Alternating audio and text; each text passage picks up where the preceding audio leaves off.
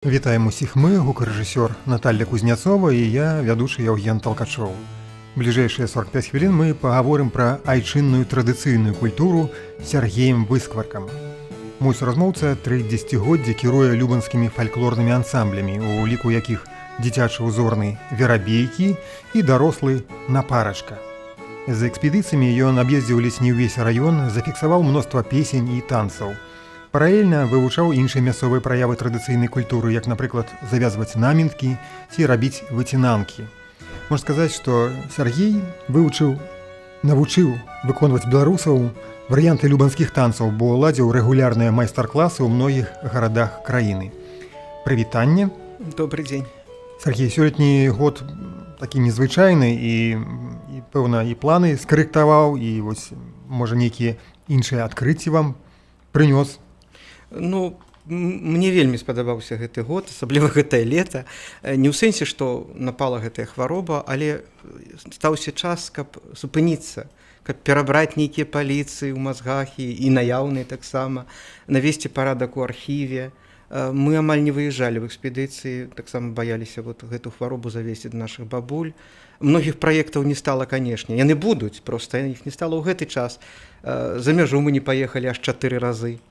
Але быў час на тое, каб пабыць на лецішчы, пафарбаваць вароты, паглядзець нешта ў агародзе, супыніцца. Ну, мне падаецца, што і гэта патрэбна, тому што чалавек ён такі.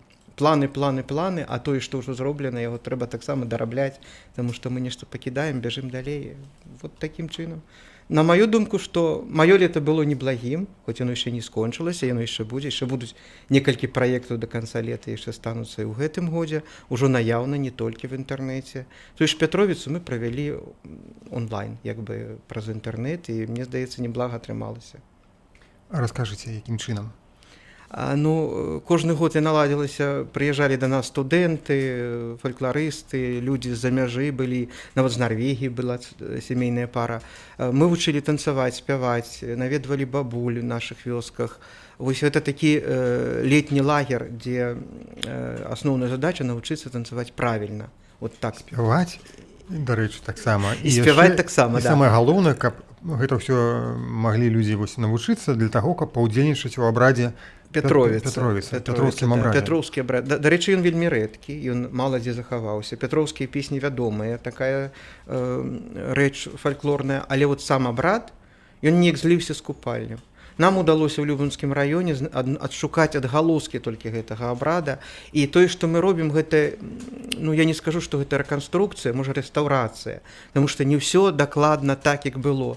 Вядомы дзеі, але невядомы ўсе, як яны былі паслядоўна. Поэтому мы трошачкі па наіцыю, так як ведаем, як суладна з іншымі абрадамі выстраілі гэты вот абрад такім чынам. Ну, так сталася, што мы збіраемся танцаваць, але завяршэнне летняй школы гэта Пятроўскае свята. Па гэтаму і спевы. Спевы у нас выкладае Вольга Емельянчык з Полацкага універсітэта, а танцы я. І ў гэтым годзе адбылося так, што мы з-за пандэміі не праводзілі саму Пятровіцу, не збіраліся, да, я думаю, не паехалі б многія да нас. І самае галоўнае, што мы баяліся за бабуль.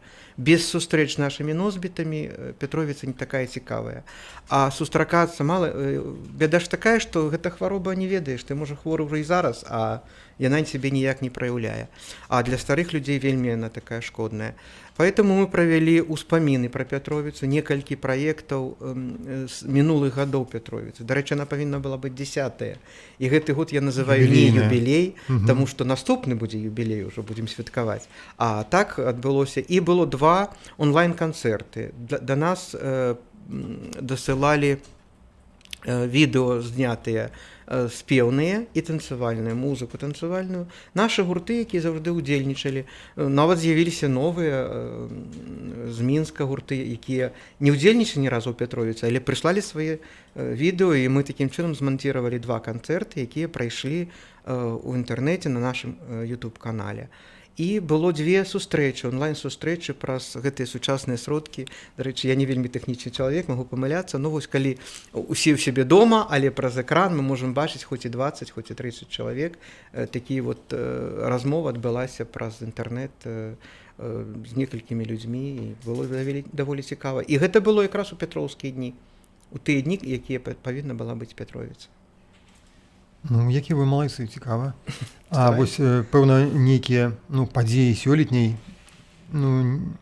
Пятровіцы, якая не адбылася, перанесуцца ў будучыню, на наступныя фестывалі? Канешне. Ну, у нас як бы больш-менш традыцыйныя ўсе з'явы на Пятровіцы.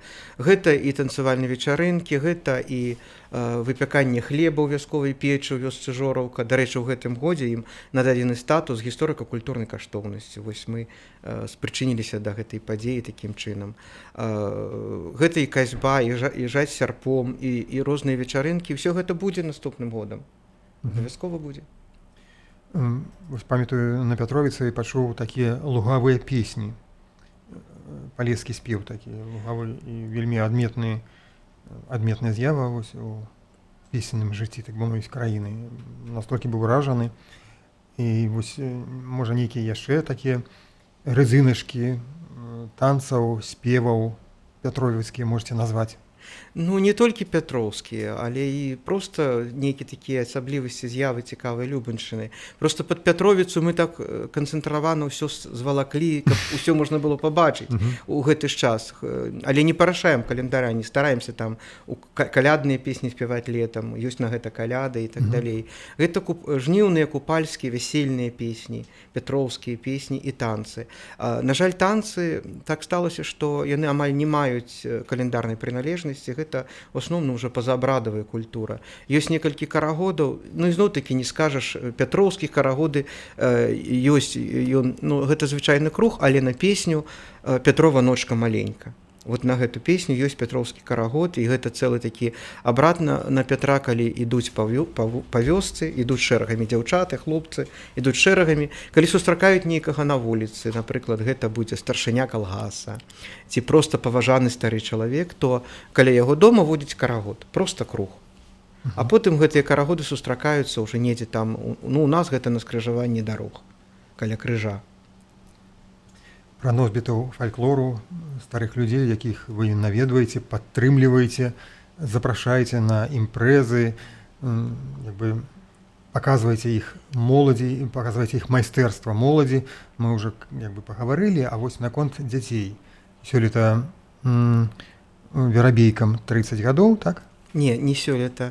Мы з 93-го года, так што яшчэ 2 гады нам да 30-гадовага юбілея. Гэта я 30 гадоў займаюся, а верабейкі крышачку пазней сталі. Заснаваліся, я працаваў некалькі год з групамі, которые яшчэ так не было ансамбля, былі проста групы. А вось ваша калега Ларыса Рыжкова, якая кіруе калыханкай, дзіцячым таксама ансамблем. Яна кажа, што дзеці вось за гэтыя 30 гадоў вельмі розныя. І яна так кажа, што дзеці, з якім яна пачынала, тое пакаленне было больш такім старанным, хіба больш цікаўным, бо зараз вось дзеці пайшлі такія, што вось ім толькі цікава тое, што ім цікава. Гаджеты і там, як вось вы да гэтага? Я скажу, што Ларыса Мікалаўна права, і гэта ўсе педагогі скажуць, што дзеці пайшлі не тыя. Я думаю, што крышачкі не так, проста час не такі. Успомніце наше дзяцінства, успомніце дзяцінства нашых, напрыклад, я сваіх дзяцей асабістых узгадваю. Не было столькі спакусы ў дзяцей. Ну што, нейкія мульцікі па тэлевізары, кніжкі і вуліца. А цяпер у іх в інтэрнэце ўсё жыццё. Фактычна, дзіцёнак можа, не выходзячы з хаты, не выходзячы з гэтага інтэрнэту, знайсці сабе ўсё, што трэба. І мы ж яшчэ бацькі такія, мы ім купляем усе тыя гаджеты, яны ж гэтым карыстаюцца, прычым я, напрыклад, часта звяртаюся да дачкі, падскажы, як тут, бо я не магу там разабрацца. Гэта не дзеці тыя, гэта не тыя, гэта час другі.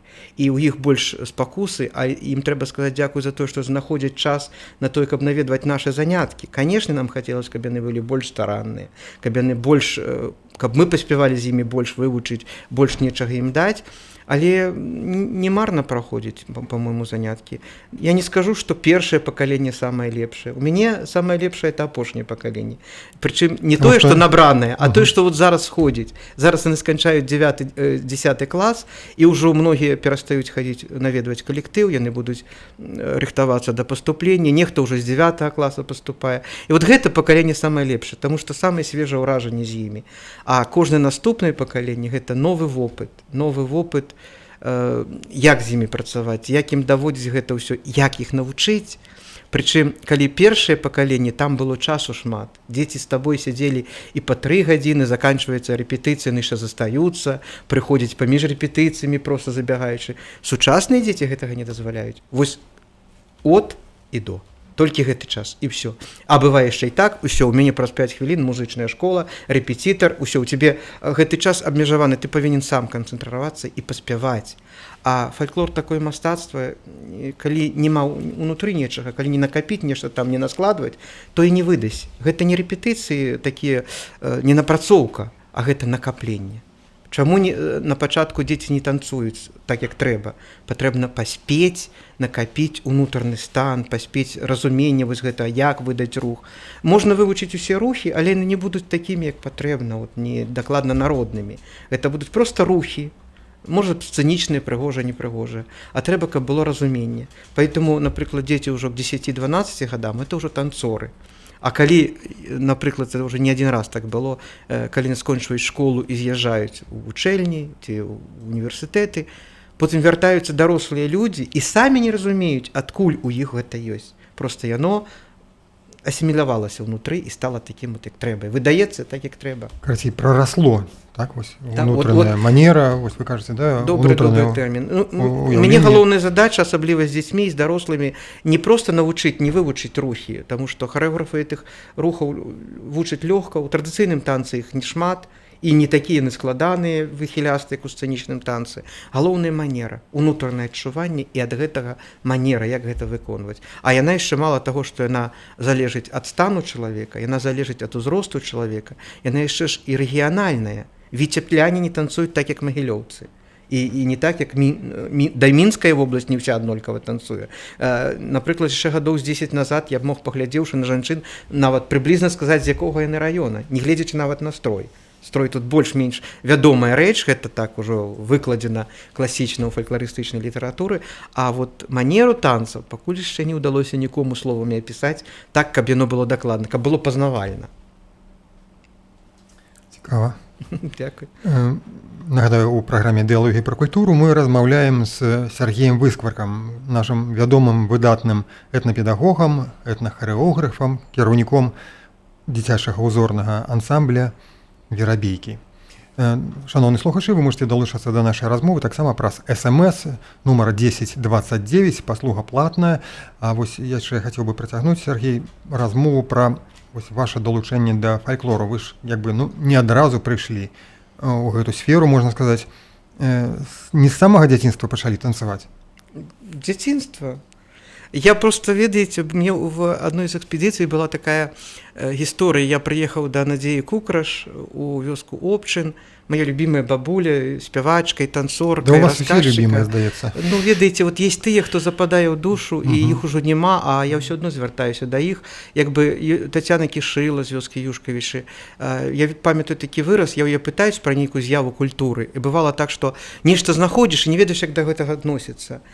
Я кажу, вот, Тацяна Яковлевна, вот гэта і гэта, як бы яно?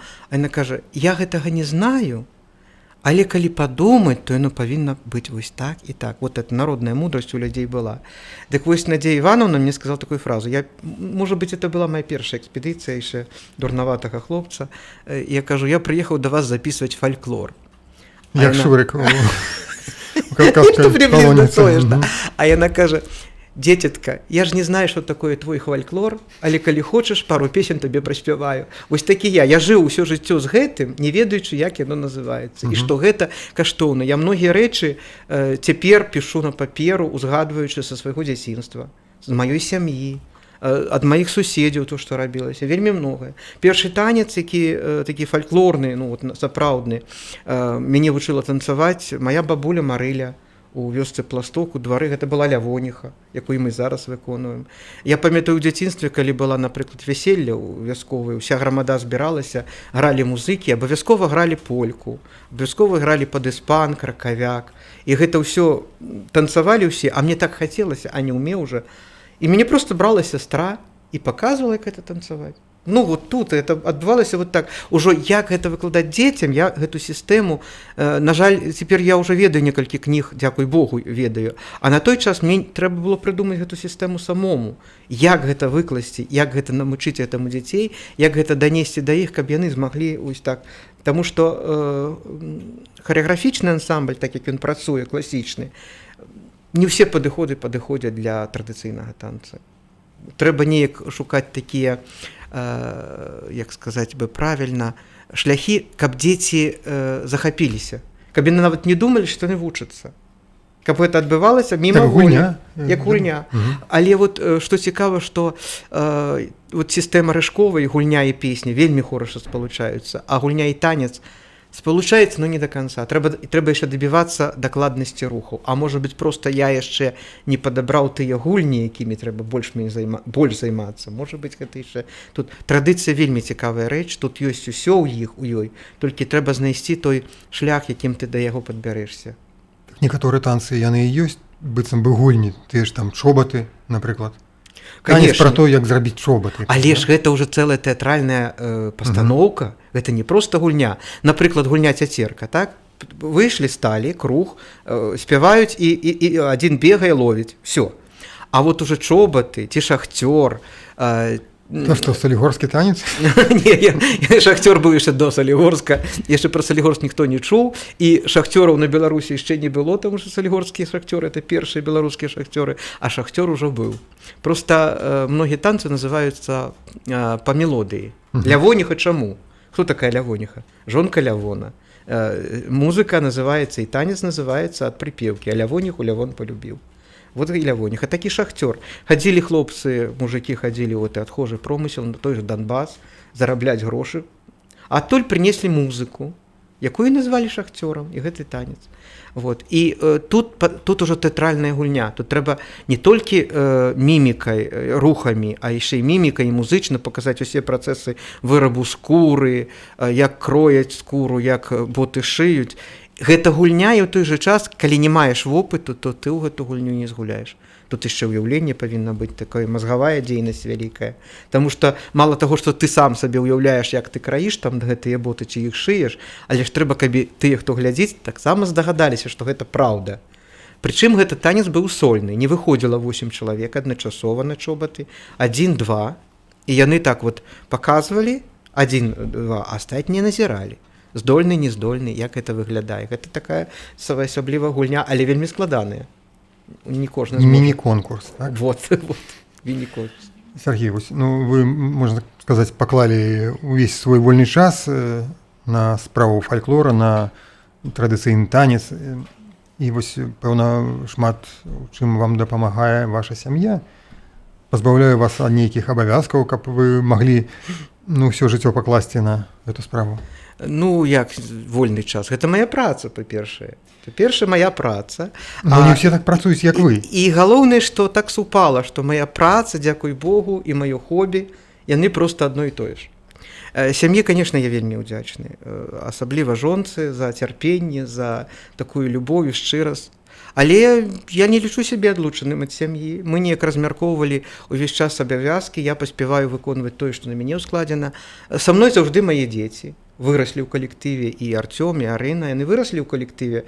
Артём з 6 гадоў, яму ўжо зараз 22, а Арыне зараз 14, але яна з 3 год у ансамблі. І ёсць некалькі кніжак, дзе проста вот гэтая дзіцятка, не ўсе ведаюць, што это моя дачка, але ж вот такая ладненькая ў прыгожым народным строі, это вось там. І потым жа есть ноч, есть вечар. Ёсць вельмі многа спраў, калі нават моя сям'я мне проста дапамагала. Сястра дапамагала шыць касцюмы. Мама ткала паясы, пакуль яшчэ магла. Знаходзіліся нейкія рэчы, напрыклад, была такая гісторыя, што мы шылі дарасінскі строй, і там квяцістая такая тканіна патрэбна была асаблівая, она называецца как кітайка называецца. Гэта тканіна, якая выраблялася на Тыбеце, на каляровым фоне, вялікія такія прыгожыя кветкі. Вось. І гэтай тканіны было не найти. Ну, моя цешча у сваіх закарамах знайшла нейлонавую тканіну, але па малюнку такую, як патрэбна. І вось ахвяравала яе настрой, які мы досі носім. Калі нехта з маіх родных знаходзіць нейкую там палатно ці клетчатую тканіну, першае, што пытаюць, ці трэба табе, а потым уже спрабуюць выкінуць ці камусьці перадаць. Вот, ну, гэта стала ўжо сямейным такім разам. Адзін час моя жонка нават танцавала ў дарослым ансамблі. Можа, іх дзеці ўжо вырастуць, займеюць свае сем'і, можа, будзе больш часу ў жонкі, і вона вернецца ў напарачку. А вось пра дзяцей, ну, зразумела, што вось дзеці з маленства далучаюцца да фальклору, вось праз ансамбль, а на парачку ці прыходзіць моладзь туды, вось, якая там, ну, з дзяцінства не ведала ні танцаў, ні песень, а потым. Што цікава, на парачка гэта не выпускнікі верабейкаў, пакуль што так яшчэ няма. Яны некаторыя ўжо працуюць у Любані, але пакуль што яшчэ не маюць часу наведваць. А некаторыя ўжо не працуюць. А некаторыя ўжо не працуюць. У напарачцы гэта людзі, якім цікава гэта. Некаторыя прыйшлі адзін раз паглядзець і засталіся на ўвесь час. Самый старэйшы у нас 85 гадоў, Ева Ефімаўна Касцюкавец, а самым маладым, напэўна, 24 ці 26. Яны не вашы, не верабейкі, так? Не. Гэта не выпускнікі верабейкаў. Вельмі шмат у мяне бацькоў. Дзеці выраслі, займаліся ў верабейках, дзеці з'ехалі, бацькі прыйшлі ў ансамбль. І такія гісторыі ёсць. І ёсць нас больш за 40 чалавек, і гэта не значыць, што яны ўсе адначасова ёсць. Нехта то з'язджае, то па працы не могуць. На ўсіх рэпетыцыях бываюць, але калі трэба, то я магу сабраць 20 пар і запар. Мы ў той же час можам проста-запроста станцаваць. На сённяшні дзень каля 20 танцаў.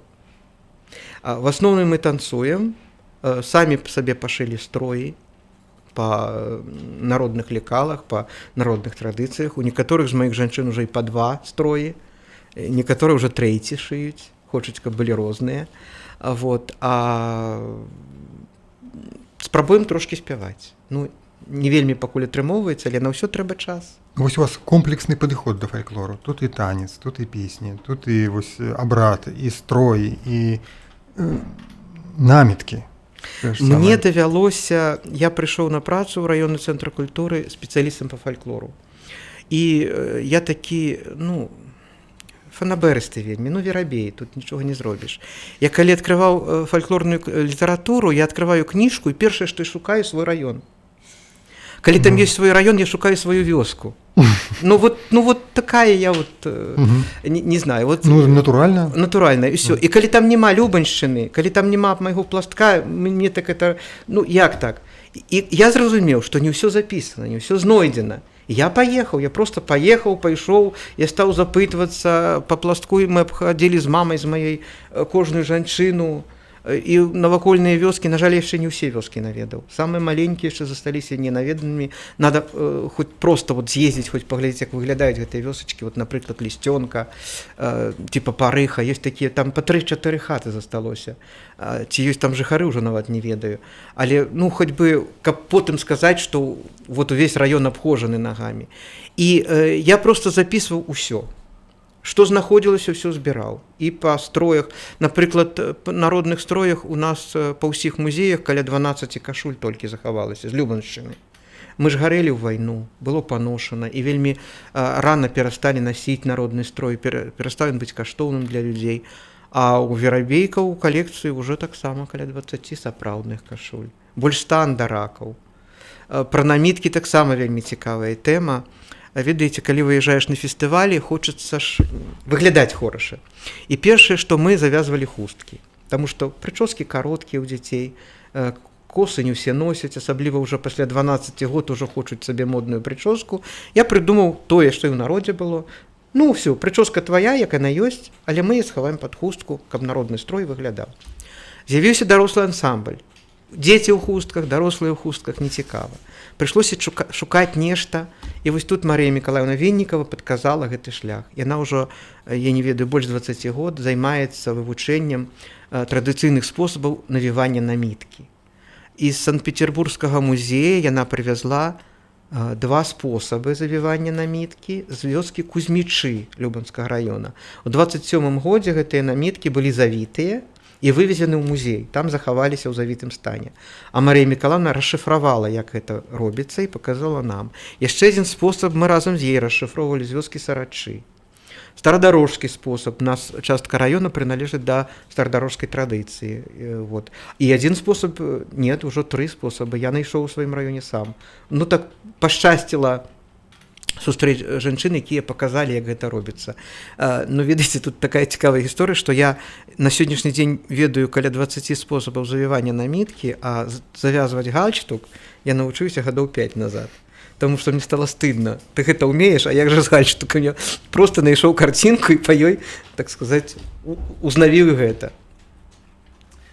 Сергей, вось вы, так бы мовіць, пэўна, расказваеце пра экзотыку для сучаснага чалавека. Ну, пэўнай ступені, на жаль, гэта экзотыка пакуль яшчэ. А вось, ну, нашы слухачы пыталіся ў мінулых праграмах, чым карысныя фальклорныя песні ці танцы сучаснаму чалавеку. Ну, чым фальклор можа дапамагчы нам вось у жыцці цяпер? Справа вот у чым, што сучасны чалавек адносіцца для любых спеваў, да любых танцаў, для любых праяваў от мастацтва, як да мастацтва. Тое, што трэба слухаць або глядзець. А фальклор... Да ўзора нейкага такога, да, высокага. Так, а фальклор гэта тое, у чым трэба ўдзельнічаць. Трэба старацца да гэтага высокага ўзора імкнуцца, туды да яго старацца дабыцца, але гэта мастацтва для жыцця, да? І мастацтва для кожнага.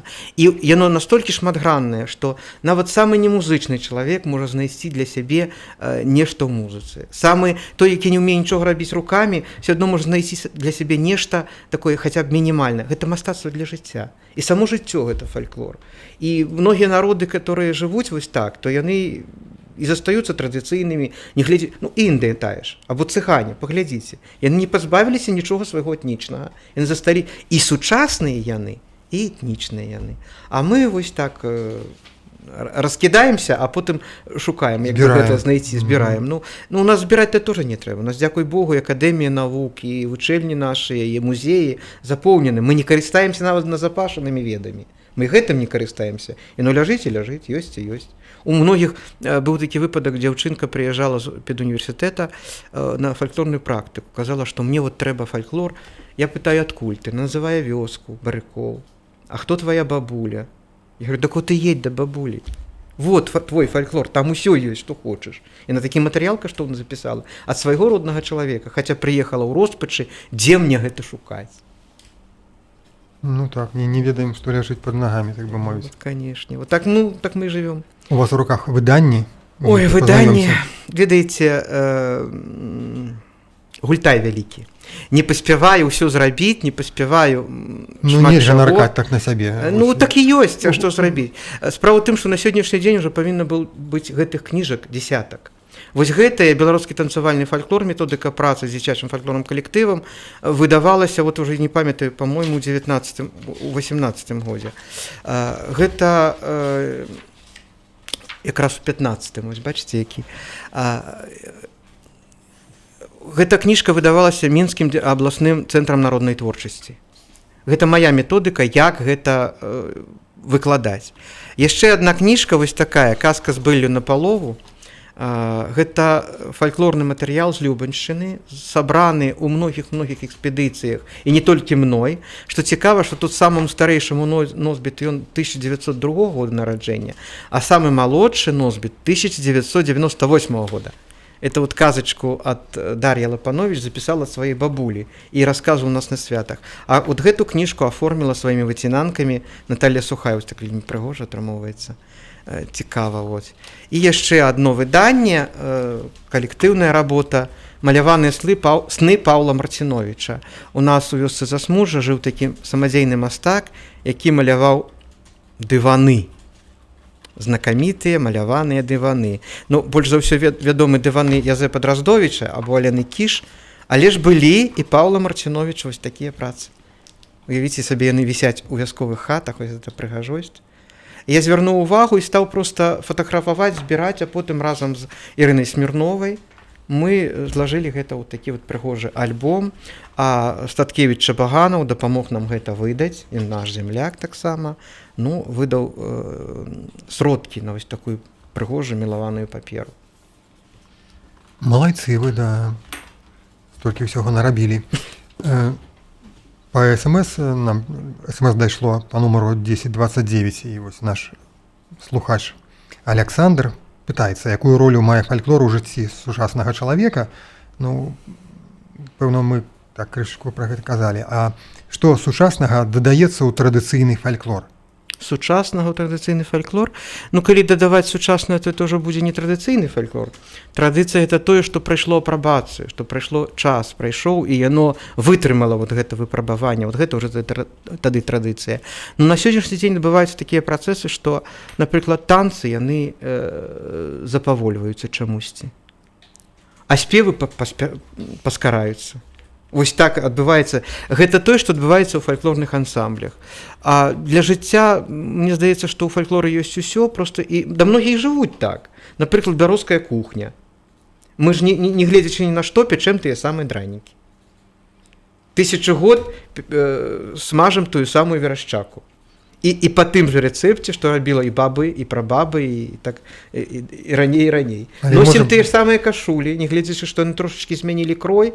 Ну, на сённяшні дзень можна знайсці ўсё. Я дзіўлюся гэтым вышымайкам і просто думаю, што я б купіў бы ўсе, но мне столькі не трэба іх не панасіць столькі.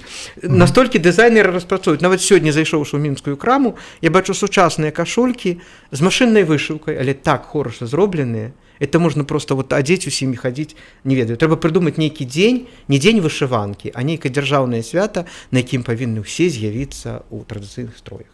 Ну, было б цікава, напэўна. Цудоўная ідэя, конечно. Вось такім... Сергей, заўтра запланаваны экалагічны фэст «Спораўскія сенажаці» ў аграгарадку Спорава Бярозаўскага раёна. Яго фішка — спаборніцтва касоў. Давайте іх песні падтрымаем, хіба? Давайте паспрабуем. Я таксама спявак не первай гільды, нейкай так. Ну, крышачку агучым, так бы мовіць, паспрабуем. Дахадзіла дзеўка па лугу. Любанская песня з вёскі Драсіно. Калі ласка, то... На Пятровіцы часта гучыць, так? Мы просто выбралі спевы, якія будуць гучаць на Пятровіцы, і кожны год іх паўтараем. Якраз яна ў пару, так, да? Так, і ў пару. Дахадзіла дзеўка па лугу, дахадзіла дзеўка па лугу, па лугу, па лугу, па лужочку, па лугу, да па лугу. Да укусіў камар за нагу, да укусіў камар за нагу, за нагу, за нагу, за ножочку, за нагу, да за нагу. Да пайшла дзеўка на сяло, да пайшла дзеўка на сяло, на сяло, на сяло, на сялечка, на сяло, да на сяло. Да наняла дзеўка касароў, да наняла дзеўка касароў, касароў, касароў, касарычкаў, касароў, да касароў. Чтоб скасілі 3 луга, чтоб скасілі 3 луга, 3 луга, 3 луга, 3 лужочка, 3 луга, 3 луга. Подкосили комара, подкосили комара, комара, комара, комарушка, комара, да комара. Да бярыце дзеўкі грабелькі, да бярыце дзеўкі грабелькі, грабелькі, грабелькі, грабелюшкі, грабелькі, да грабелькі. Да вы, хлопцы, вилочки, а вы, хлопцы, вилочки, вилочки, вилочки, вилочочки, вилочки, да вилочки. Да згребайте сено у валки, да згребайте сено у валки, у валки, у валки, у валочки, у валки, да у валки. Да скидайте сено у стажки, да скидайте сено у стажки, у стажки, у стажки, у стажочки, у стажки, да у стажки. Браво. Ну, каб нас касіць, то напэўна б не змаглі. Дарэчы, вот вы пра сенажаці напомнілі пра конкурс касцоў. У нас у Любанскім раёне вельмі шмат цікавых з'яў. Адна з іх адбудзецца 15 жніўня. Гэта будзе свята у пласток на квасок. Квасок, дарэчы, гэта не квас, а суп. Так, не і квас і суп. Такая цікавая з'ява, што квас гэта ўсё, што заквашана. Яблыкі заквашаны, гуркі заквашаны, капуста. Гэта ўсё квас. Квас для піцця гэта таксама заквашаны або хлеб, або грушы, яблыкі заквашаны. Гэта ўсё квас. У нас квас з грыбамі, гэта суп, які ядуць лыжкай, са смятанай. Аказалася, што некалькі рэцэптаў існуе ў Любанскім раёне, і ў вёсцы пласток многія гаспадыні вараць яго па-свойму. Вось мы прыдумалі такое свята у пласток на квасок, дзе некалькі гаспадынь, не ведаю, колькі іх у гэтым годзе будзе, было і 5, было і 6 гаспадынь, которые вырашыліся наварыць і прадставіць на суд вот гэты свой квас. Людзі спрабуюць і вызначаюць лепшага. Хто, чый квас больш за ўсё спадабаўся. Прычым яны ж не выдумляюць гэта, а вараць так, як варыла мама і бабуля. Гэта вот родавы сямейны рэцэпт. І там жа спевы, там жа і танцы. У гэтым годзе вот мы так далі паслабленне. Пандэміі будзе 15 жніўня, ўсё на вуліцы, адбудзецца гэта свята якраз у вёсцы пласток. Караці, у вас там такі талочны банкет з танцамі, песнямі, і гэта таксама, так. І добрым настроем абавязкова. Абавязкова. Гэта, ну, а як жа ж, традыцыя не можа быць без добрага настрою. Як не дзіўна гучыць, але і пахаванне таксама з настроем. І таксама з добрым, нягледзячы на тое, што ён сумны. Традыцыя ўся на настроі, прычым настрой павінен быць, ну, неважна да якой справы, ён павінен, бо калі без сэрца, без душы, без настрою не атрымаецца справа. Сергей, што варта рабіць, каб наша культура працягвала існаванне? Вы ўсё, што, пэўна, магчыма, увогуле з усіх ракурсаў робіце гэта ў сваім Любанскім раёне, у вёсцы пласток, у самім Любані. А іншая краіна, шмат жа раёнаў. Што нема рабіць? Спецыялістаў, ці нема такіх людзей улюбёных у гэту справу? Мне здаецца, што няма зацікаўленасці. Каб яна толькі з'явілася ў народа, то адразу былі б перадачы, адразу б з'явіліся і выданні, і радыё, і тэлебачанне, больш актыўна. Я, напрыклад, вырас на перадачы «Запрашаем на вячоркі». Я памятаю з дзяцінства, мы збіраліся усім акалоткамі і таксама і глядзелі. Быў такі праект, які, на жаль, зараз канал БТ не падтрымлівае чамусьці. 2 сезоны знята праграмы «Спявае Беларусь». І я дзе-небудзь, як толькі з'яўляюся, так зараз запытваюцца, а калі будзе праграма, калі будзе праграма? Гэта трэба народу. Можа быць, не ўсім, а старэйшаму пакаленню, можа быць, больш за ўсё патрэбна. А каб традыцыя жыла, трэба, ну, каб песня жыла, што трэба зрабіць? Яе спяваць. Каб танец жыў, трэба яго танцаваць. Каб казка жыла, трэба яе расказваць. Поэтому, каб традыцыя жыла, трэба проста жыць разам з традыцыяй. Трэба знайсці месца традыцыі ў нашым сучасным жыцці. Я не ведаю, праўда, якое, ну, можа быць, гэта ўжо для такіх тэарэтыкаў. Ну, вы знайшлі сабе месца? Ну, гэта моя прафесійная дзейнасць, і поэтому это, ну, і той же час хобі. А я ведаю шмат людзей, якія не займаюцца гэтым прафесійна. Яны там праграмісты, нехта яшчэ, прадаўцы, але вот гэта хобі для іх такое важнае. Ёсць шмат мінскіх гуртоў, якія спяваюць, танцуюць і вельмі прыгожа танцуюць. Яны нават на сённяшні дзень спяваюць той фальклор, які на вёсцы ўжо знік. Потому што няма людзей, сышлі чарнобыльскія вёскі, да і нашы малыя вёскі, дзе не засталося проста ўжо людзей. А яны узгадваюць гэтыя творы і выконваюць іх, і гэта вельмі прыгожа. І цяпер вот гэта лета дало магчымасць пабыць у інтэрнэце, пабачыць усе відэо на Ютубе, у Фейсбуку і ў Кантакце. Я думаю, што з розных краін вось удзельнікі фестываля Пятровіца таксама сядзелі, узгадвалі, ностальгіравалі, адчувалі як бы задавальненне, спазнавалі штосьці новае. Вось, так што дзякую інтэрнэту, дзякую вам. Ну і вам дзякуй за запрашэнне. Сергей, вось яшчэ давайте крышачку звернемся да моладзі, якая ходзіць у напарачку. Людзей, якія не раней у гуртках не былі, але ж вось далучыліся. Якім чынам? Вы іх запрашалі асабіста? Некалькі першых пар я запрасіў. Я просто запрасіў сямейныя пары, ну, на маю думку, тых, хто мог бы танцаваць, у каго патрымалася. Канешне, былі яшчэ штуршкі, некаторыя проста гаварылі, хочам танцаваць, давайте збярэмся. І на першых парах гэта было, напэўна, 4 пары. У тым ліку і моя жонка. А так сталася, што цяпер, напрыклад, на нейкім выступе, ці недзе там проста вот нас заўважаць, ці на канцэрце, далучаюцца людзі, прыходзяць і пытаюць, ці можна да вас. У нас рэпетыцыі адбываюцца проста як вечарынка. Мы збіраемся і танцуем. Хтосьці прыйшоў новы, становіцца ў круг і паціхоньку навучаецца. Нешта я падкажу, нешта падкажуць удзельнікі. І такім чынам атрымоўваецца вось гэты сімбіёз таго, хто новы прыйшоў. Гэта фактычна такая, ну, клуб тых, хто любіць танцаваць. Пачынаецца з танцаў, потым дадаецца строй, потым спевы, потым яшчэ далучэнне да традыцыі, якія стравы гатуюць мои ж удзельнікі на парачкі. І так усё вот такім клубочкам яно абгортваецца. А традыцыйныя строі вы там таксама вырабляеце? Ёсць у вас майстры? Менавіта вось у Любані? Дык мы самі майстры.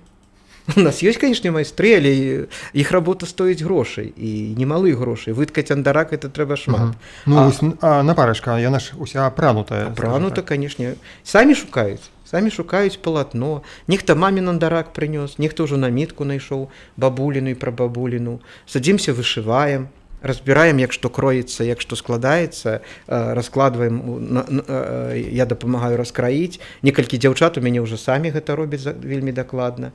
І падбіраюцца тканінкі, і робіцца строй. Кожны для сябе. Прычым ён робіць так, щоб яму было ў ім зручна, щоб па колеру было яму зручна і так прыемна. Я толькі кантралюю, каб не з'явілася нічага суперновага. Там, я не знаю, якіх-нибудь неоновых колераў і так далей. Ну, каб яно было, трымалася ўсё-такі традыцыі, каб было каля традыцыі такім чынам. Вось вас шмат запрашаюць за мяжу. І ў Польшу, і вось у іншыя краіны. Навошта, па-першае, а па-другое, ці выязджалі, так бы мовіць, далёка ад нашых? За мяжу мы выязджаем, ну, штогод. Гэта Літва, Расія, Эстонія, былі з дачкой у Германіі, былі некалькі разоў у Польшы. Гэта проста людзі бачаць, як мы прэзентуем сваю традыцыю і запрашаюць нас, каб паказаць яе тамтэйшаму населенню, вось так, як мы яе прэзентуем. Яны шукаюць аўтэнтычнай культуры, а мы стараемся быць аўтэнтычнымі. Прычым я ж не толькі свае гурты вожу, гэта і нашы носьбіты, амаль што ўсе фальклорныя калектывы Любаншчыны аўтэнтычна пабывалі за мяжой. Гэта і фестываль у Літве, Пакроўскія званы, на які я проста дапамагаю знайсці гурты аўтэнтычныя, дакладна працуючы ў традыцыі з усёй Беларусі. Это вот Ірына Захарова кожны год увосень на гэты фестываль. Ужо у гэтым годзе запланавана гурт з вёскі Хатынічы Ганцавіцкага раёна. Калі ўсё будзе вельмі добра з эпідэміяй, то яны абавязкова паедуць у Вільнюс. І на самых лепшых сцэнах Літоўскай рэспублікі, уключаючы філармонію і галоўны канцэртны зал Катрына горада Вільнюса, будуць прэзентаваць сваю традыцыю. Што ж, вельмі хацелася, каб наша традыцыйная культура працягвала існаванне. Не скажу слова адраджалася, але вось развівалася. І у іншых таксама раёнах нараджаліся такія іскаркі, захопленыя нашай традыцыйнай песняй, танцам, строямі і абрадамі. І дзякую вам, Сергей, за і ўдзел у нашай праграме, і ўвогуле за гэтыя майстар-класы, з якімі вы прэзентавалі любанскі танец па ўсёй краіне. Нагадаю, у праграме «Дыялогі пра культуру» быў этнахарэограф, этнапедагог, кіраўнік дзіцячага узорнага ансамбля «Верабейкі» з Любані Сергей Выскварка. Дзякуй. Дзякуй вам.